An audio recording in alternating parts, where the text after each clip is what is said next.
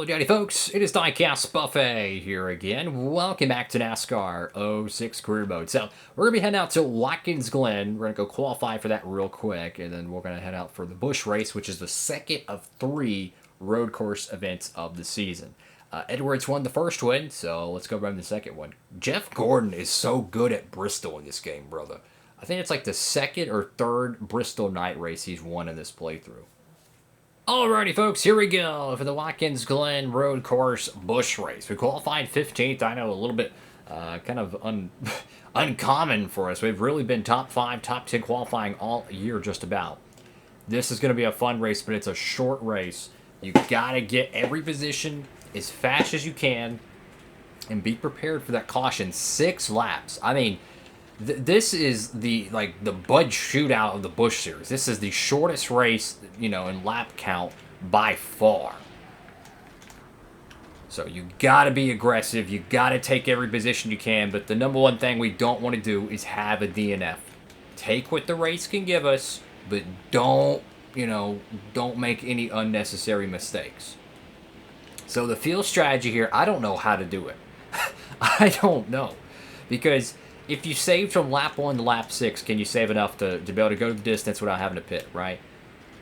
Do you pit early? Do you pit late? I don't know the winning strategy. So this is going to be kind of... Whoa, contact there. This is going to be kind of blindfolding. You're blindfolded and you're just pretty much throwing darts at a wall. That's basically what you're going to do here. And someone's going to end up winning this race. Newman... Oh, buddy, no. Sorry, bud. Contact. It's road course racing. This racetrack is fast, man. Got it. All right. Do we see any takers on lap 1? I'm watching that because those are the cats that might win this race. If it goes caution-free and everything, you never know. Oh, look at that. Underneath them. 3 wide. Oh, somebody has to lift. We drove that car last season. Ooh, Earnhardt. Sorry, bud. Side by side in the S's. Very, very tight racing. They're the NASCAR Busch Series. Nobody pitted that time, so no one's shown their hand yet. Do you pit this time? I don't know. But you're going to have to pit once for fuel. We do know that. Whoa. I mean, these guys are racing everywhere. Oh, contact there. Caution's out in the speedway. That's going to change everything. Everybody's going to probably pit here. That's going to eliminate that. Holy cow, Ryan Newman was towing along the 112 car. We were making contact with Earnhardt. And there was probably more to that than just that little incident. So, I'm going to pit here because I think we can make it. I think that's going to be our strategy. We're going to pit here and see if we can make it. If not, well, there's nothing we can do. I'm going to loosen the car up, though. We're going to make some adjustments. So, it was lap 2 when the caution came out. We'll restart on lap 3. That's a big gamble. However, I have seen cars that pit on lap 1, lap 2, make it to the end. I don't know. We're learning here, guys. This school is in session. We're learning this Watkins Glen strategy. This is either going to be a genius pit strategy that's going to get us to the end, or this is going to make us look like a jabroni and we're going to run out of gas. We might get another caution, and that might kill a little bit of time. This guy, fortunately, I don't think anyone else on pit road. But I just think this is our best chance is to pit now, be done with the pit stop. We should have repaired the damage. I didn't expect, or really didn't think of it. I should have fixed as much damage as possible. But regardless, we're gonna be at the back of the pack. Do we save a little bit? I don't know. They might turn right on the first lap and pit. I don't know. This is interesting. Do they pit right off the green? Because we're going to be coming up on lap 3. We have a full tank of petrol.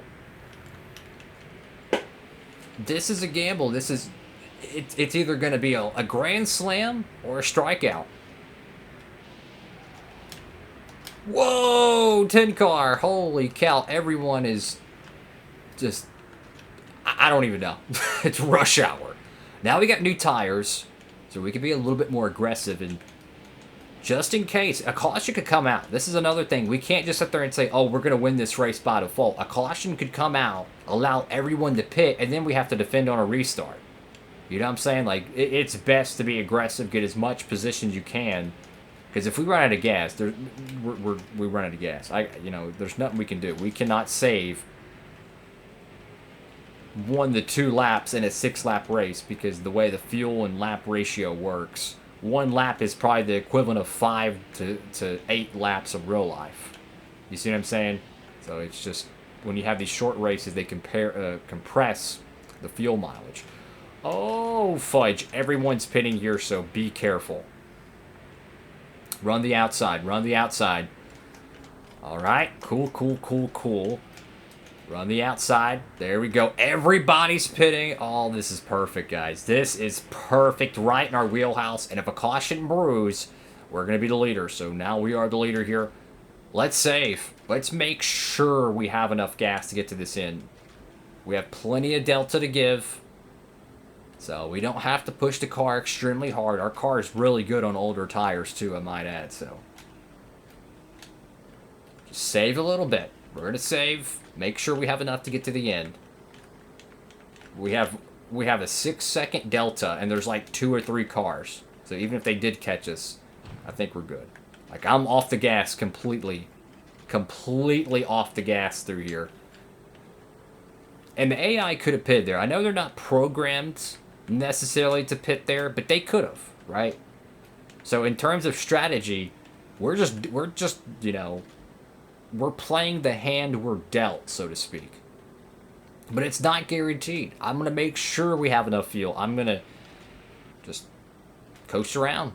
Because the guys behind me, I still think they have to pit. They might have missed pit road. There were so much cars pitting. So for us, just make sure you have enough petrol on board. Heck, we could probably take 2 tires and still have enough fuel to get to the time to get to the end. That's how slow their pit stops were. They all pitted at the same time. Everyone was congested. So, I mean, it was a double whammy. But for us, a caution could come out right now, and we would have a green-white checkered, which could screw us over because then that would extend the race. It's not over yet. That's why we want to save as much gas as possible. Just save gas. I know this is not what you want to watch, but this is how you win a race.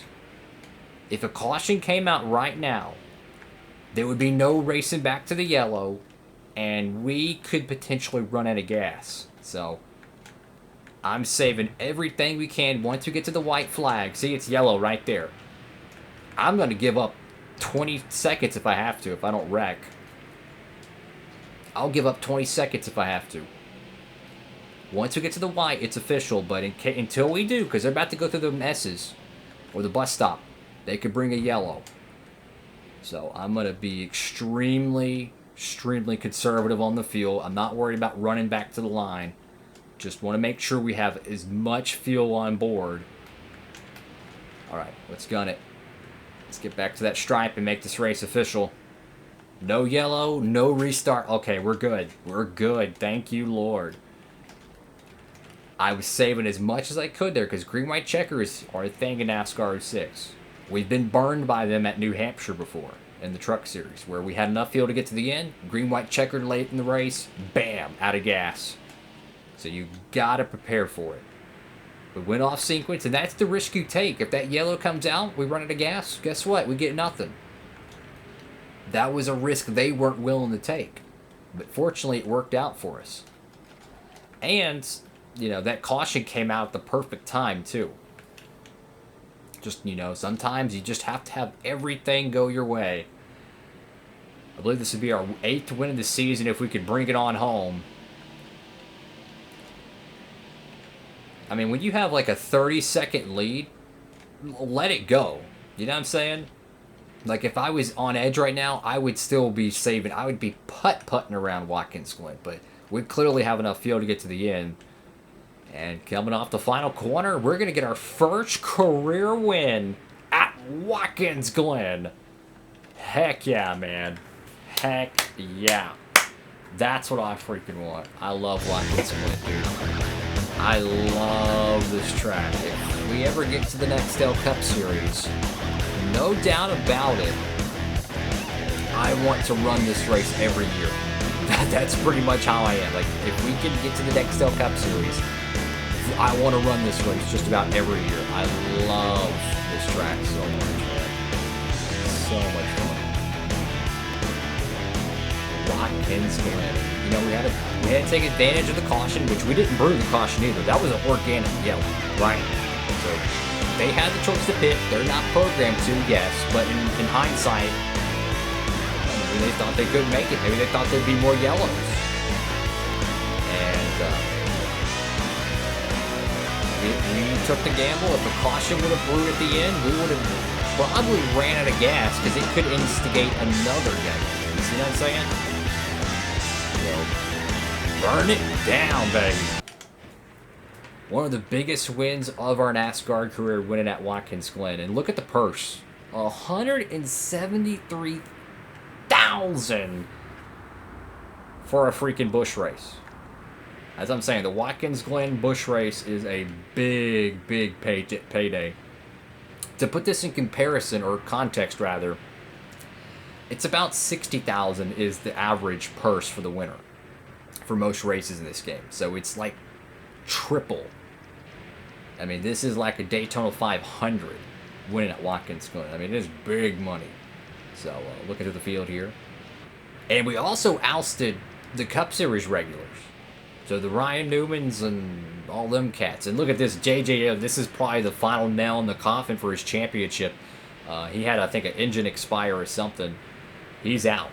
That's probably going to end his season in terms of a championship, which, if it wasn't guaranteed already, it's going to guarantee even more. That, well, this was inaugural in 2005. That's actually really cool. I didn't know that.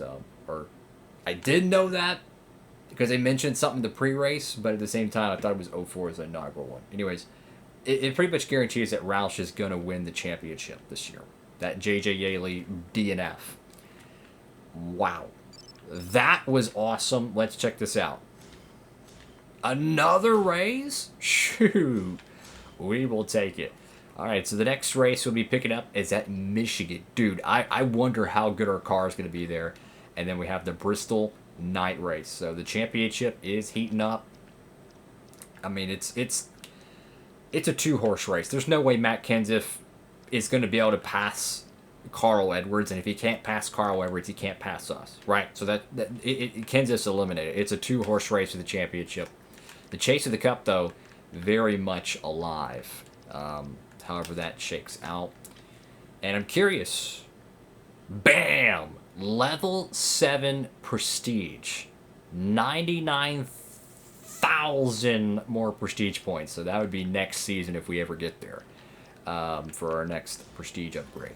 Still, no Nextel Cup Series contracts. 7 levels Prestige. There's 10 levels, and we still don't have enough for a Nextel Cup Series contract, which is like kind of surprising, to be honest with you. But that's the beauty of this game. You just never know. So anyways, as we mentioned, Michigan's coming up. That's going to be a bunch of fun. Thank y'all so much for watching the video. Make sure to like, comment, and subscribe. If you want to help support the channel, feel free to check out that promo code down below. Use code DIECASTBuffet over there at checkout for Circle B Diecast, and you could save on shipping orders $30 or more. So that's all for today. Wow, what a fun race at Watkins Glen. I love a good fuel mileage win. Strategy, just good stock car action. Thank y'all so much. God bless. Diecast Buffet, signing off.